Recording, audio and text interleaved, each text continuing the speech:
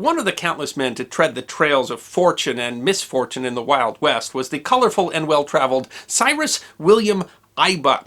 He went west and spent years seeking his fortune in gold and minerals, only to be among the first to find it somewhere else, in oil.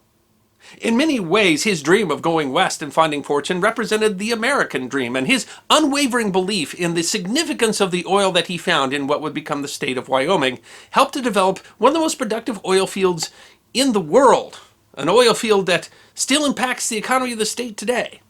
It is history that deserves to be remembered. The oval-shaped Salt Creek oil field, 10 miles long and 5 miles wide, was at one time the largest oil-producing field in the world. It's become one of the longest continually operating oil fields in the world, producing some 650 million barrels over the last 120-plus years. Located in Natrona County, near the boom-bust town of Midwest Wyoming, some 40 miles north of the state's largest city, Casper, it is an integral part of the history of America's least populous state. The field would become infamous in the early 1920s, when the presidential administration of Warren G. Harding became embroiled in a bribery scandal regarding drilling on federal land in the Salt Creek oil field under a rock formation popularly called Teapot Dome. But for the field to become famous, someone first had to recognize that it had value. In a time when the only use that people could think of for oil was to grease wagon wheels, it took a particular vision to want to claim a barren piece of the frontier. Cyrus Iba was born the first of 10 children in Pennsylvania in 1831. In 1842, the family moved to Indiana, where most of them stayed for the rest of their lives. That was not, however, the kind of life that Cy wanted. Like so many other young men, he set his sights on the possibility of riches in the West.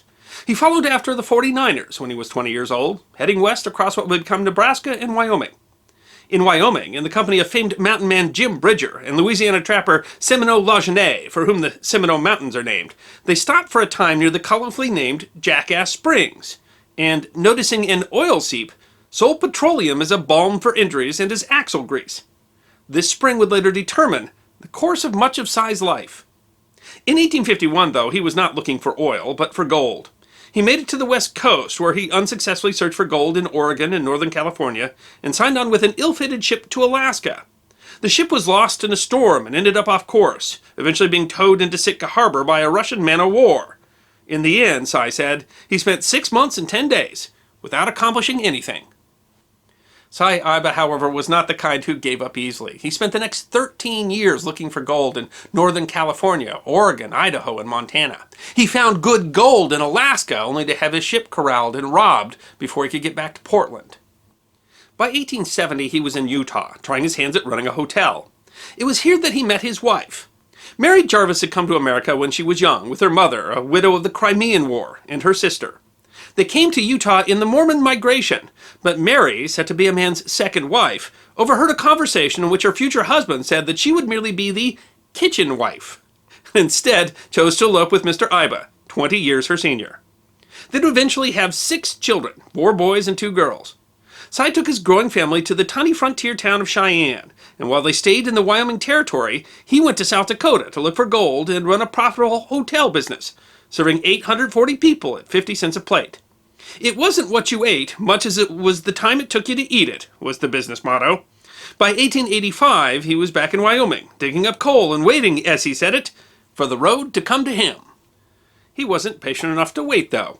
They moved north to central Wyoming, where the tiny town of Casper, built at the site of an abandoned army fort, would soon become a railroad hub. In 1887, he was among the first men to pitch claims around Jackass Springs, where he had first noticed the oil seep 36 years prior. Making claims on behalf of himself and others, Cy would eventually lay claim to over 11,000 acres in what would become the Salt Creek oil field of Wyoming. Cy was unusually determined when it comes to the claims. Certain that the field could eventually become one of the largest producers in the world, he would talk to anyone he could to find out about investing in the project. When Wyoming was granted statehood in 1890, no one in the state had the kind of money that would be necessary to start bringing up the oil. Cy, with his experience in mining, started the Casper Mountain Mining District and set the rules for maintaining a claim. Claimants were required to do assessment work on the land to a value of $100. There were many ways to do this work, from building roads and bridges to the more common method of digging an 8-foot by 6-foot hole 10 feet deep, sometimes measured using steep arroyos as the starting point. That was then filled in to prevent cattle or sheep from falling in. Unfortunately, Cy was not the only man to make claims and is often conflicted with other claimants. Lawsuits were commonplace, with competing claims having different records of who first made the claim and who had been doing the assessment work since. At the turn of the 20th century, Wyoming was still the frontier. By 1900, fewer than 100,000 people called it home, and only 883 people lived in Casper. It still had a deep streak of the Wild West spirit. Fights would break out in town over land rights and cattle. In 1905, Cy's son Harry was shot in both arms, in the middle of town, over some dead cows. And other pioneers recalled Cy and all his children fighting off claim jumpers with 2x4s. The turning point for the Salt Creek oil fields came when Philip Mark Shannon, a successful oil man from Pennsylvania, caught wind of the field. At least one newspaper records that it was Cy Iba himself who would convince Shannon of the value of the field, meeting him at Jackass Springs in the mid-1890s. If Cy did meet Shannon, it would have been out of character for the gregarious man to talk his ear off about oil. However, Shannon may have decided on his own to start development in Wyoming. In 1889, he had dug his first well, slightly north of the Salt Creek field. It started producing 10 barrels a day, and by 1895, with his backers from Pennsylvania, Shannon built the first oil refinery in Casper. Demand for oil at the time included uses as diverse as kerosene, lubricating oil, and petroleum jelly. But by 1920, there would be 9 million gasoline-powered vehicles in the country.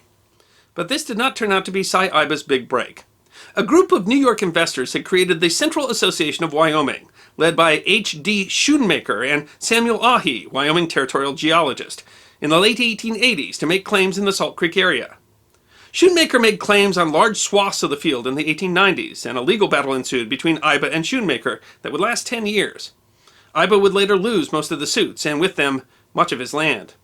As the potential for gushers and the money involved became clear, more companies would become involved, including Shannon's Pennsylvania Oil and Gas Company, the Midwest Oil Company, the Franco-Wyoming Oil Company, and many, many more.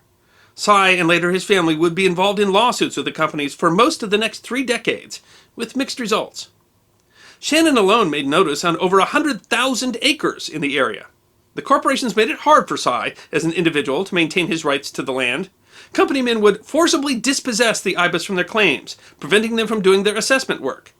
By the time the dust settled over several of the largest lawsuits in 1905, Cy had only managed to retain ownership over the Iba 80 acres of the 11,000 that he had originally laid claim to.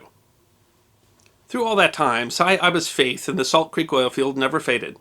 Though he dabbled in other kinds of speculation, he was one of the major players in a brief gold rush in the Casper area, and he at one time owned large soda ash lakes east of town. After 1887, his focus was on the oil field. He was frequently noted in the Casper newspapers, going out to do work on his claims. He became a well-known man in town. In 1905, he was in Cheyenne, claiming that he believed the fields would someday have 2,000 wells and be worth millions of dollars. It was 1906 when the first well finally went over 1,000 feet down on the Iba 80. And though the first gusher would not be reported until 1908, the 80 had finally proven Cy right, and would kickstart an oil boom that would define the town, and much of the state of Wyoming, through the modern day. Unfortunately, Iba would not live to see it. In 1906, ill from pains in his stomach, Cy gave over most of the management of the land to a Dutch oil company, although the mineral rights to the land remained in his family's control.